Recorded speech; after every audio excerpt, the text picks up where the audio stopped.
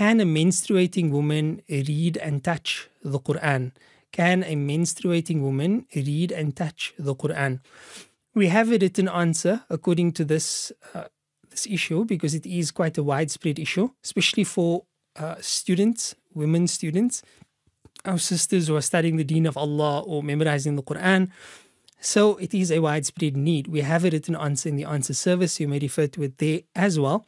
But be that as it may, the majority of scholars among the Sahaba, the Tabi'een, as well as the A'imma al-Arba'ah, the four schools of thought and the scholars within the four schools, have generally agreed on the prohibition of a menstruating woman and a person in a state of major ritual impurity or janaba to touch the mushaf or to recite from the mushaf even without touching it. So that's the overwhelming majority. There is a view in the Maliki school that allows her to recite it in a state of menses as well as to touch it. And we do have a detailed answer on this view on the answer service as well. So you may read the details there, inshallah. But as far as the majority, which includes the Shafi'i view, Imam Nawawi rahimahullah ta'ala, he stated in Kitab al-Majmu' Sharh al-Muhadhab that according to our school, it is completely prohibited for someone in a state of janaba and a menstruating woman to read the Quran, whether it's a little bit or it's a lot. And even if it's a single verse, he said, may Allah be pleased with him. This is also the opinion of most of the scholars. But as I said, because of the widespread need, many people today resort to the Maliki view, and we do have some details of that view on the answer service. You are welcome to revise that there, inshallah, especially when there's a widespread need like the remembrance of the Quran. For example, in the answer that I wrote on the answer service, it has the following passage as well.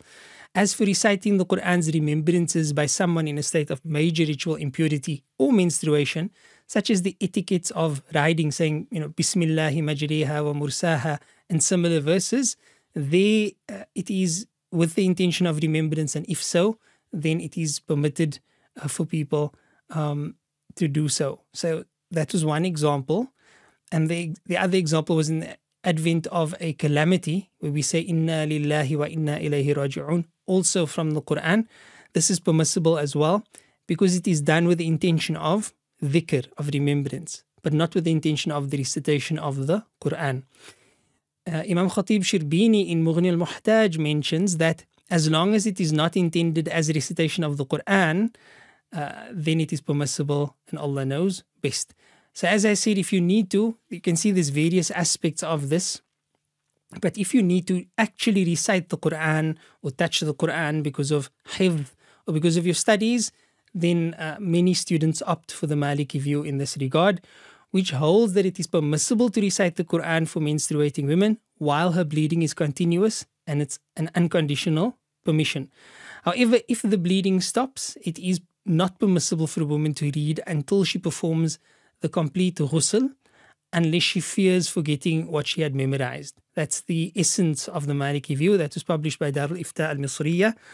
And they're also permitted to touch the mushaf for those learning or teaching the Quran, and this permission applies only during the act of learning or teaching. So it's not like that because you can do it for teaching or learning, therefore you can also go home and just recite your daily wird.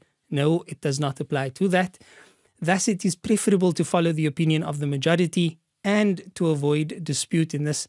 However, suppose a woman finds difficulty and hardship in this and needs to recite the Quran or touch the mushaf for memorization purposes and teaching and the like, then she may follow the Maliki school in this regard, and there's no sin or blame on her for doing so.